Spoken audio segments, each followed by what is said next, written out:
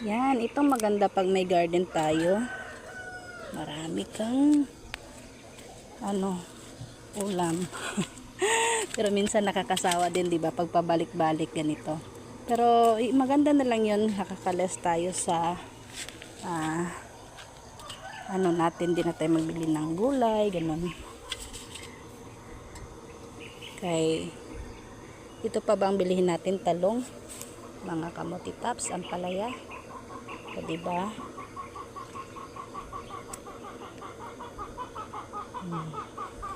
Mag-itlog siguro yung manok ba? Yan. Medyo marami-rami na rin.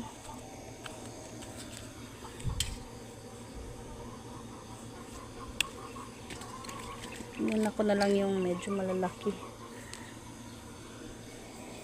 Thank you so much for watching. God bless.